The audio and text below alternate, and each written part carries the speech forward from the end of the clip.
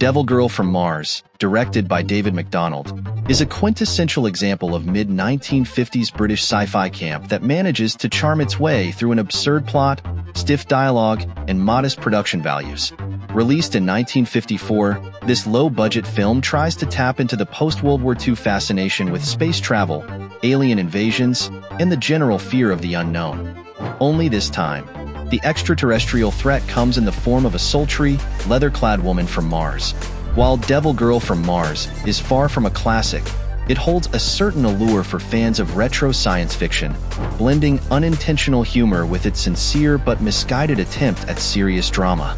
The film's story takes place in a remote Scottish inn, where a group of strangers finds themselves trapped by the arrival of a Martian spaceship. Enter Naya, the titular Devil Girl, played with a wonderfully deadpan seriousness by Patricia Laffin, a stern and imposing Martian in search of human men to help repopulate her dying planet. You see, the women on Mars have become the dominant gender after a Martian war between the sexes, and now the men are a bit scarce. Naya's mission is to capture some Earth males to take back to Mars as breeding stock, but she quickly runs into trouble when the ragtag group of humans at the end decides to resist her. The central conceit of Devil Girl from Mars is undeniably goofy. Imagine Mars needs men as a tagline, and yet there's something oddly compelling about the film's unapologetic embrace of its own silliness. Naya is portrayed as an emotionless, ultra-powerful being, her rigid demeanor contrasting hilariously with the human character's incredulous reactions to her grand plan. Dressed in a futuristic, tight-fitting leather outfit and striding around with an air of absolute authority, Naya is the true star of the show. Her monotone delivery and imperious posture make her both an intimidating and unintentionally comedic figure. Patricia Laffin's performance is oddly captivating, even as the character herself is essentially a walking cliché of the femme fatale from space. The rest of the characters, while less memorable, serve their roles as the human resistance, attempting to foil Naya's plans.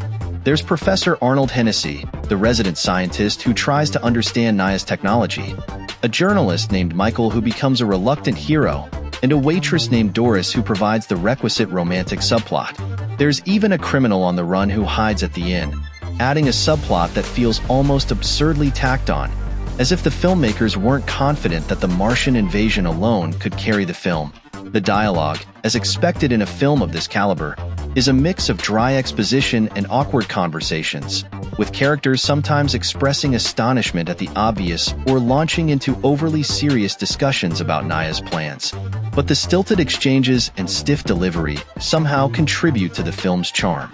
The more earnestly the characters take themselves, the funnier it becomes. It's as though the film is unaware of how ridiculous its premise is, which only adds to its appeal. The special effects, predictably, are what you'd expect from a 1950s B-movie, modest and charmingly unconvincing. The Martian spaceship is a fairly standard flying saucer, and Naya's robot companion, Cheney, is a lumbering, boxy contraption that's both comical and endearing.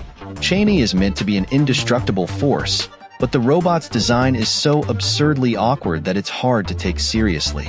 The spaceship itself looks like something straight out of a toy set, and the ray gun Naya uses to disintegrate people is about as low-tech as it gets. Still, there's a nostalgic appeal in seeing these dated effects, especially for fans of old-school sci-fi cinema. One of the most interesting aspects of Devil Girl from Mars is how it flips traditional gender roles, albeit in a campy and superficial way. Naya represents a powerful, dominant female alien, a far cry from the usual damsel in distress tropes of the time. Her cold, calculating demeanor and single-minded mission to collect men for breeding purposes is an unusual reversal of the era's usual depiction of women in film.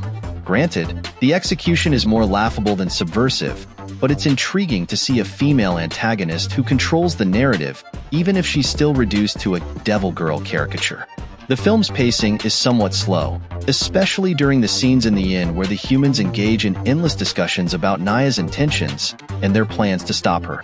Despite its short runtime of just under 80 minutes, the film feels longer due to the lack of action and long, drawn-out conversations.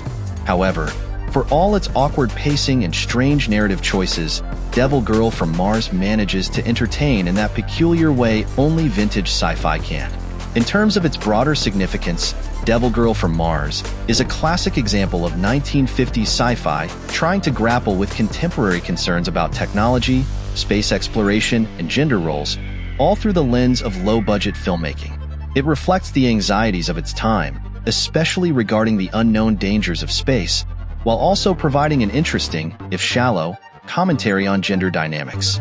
While the film may not have the staying power of more polished sci-fi films from the era, it holds its own as a curious relic from a time when Martian invaders could be leather-clad, no-nonsense women bent on kidnapping men for Mars. In conclusion, Devil Girl from Mars is far from a masterpiece, but it has a kitschy appeal that makes it worth watching for fans of 1950s sci-fi schlock. Its absurd premise, wooden performances, and cheesy special effects combine to create a film that is both entertaining and unintentionally funny. Whether you watch it as a serious exploration of gender roles in sci-fi or just a goofy alien invasion flick, Devil Girl from Mars delivers an unforgettable slice of campy, old-school cinema.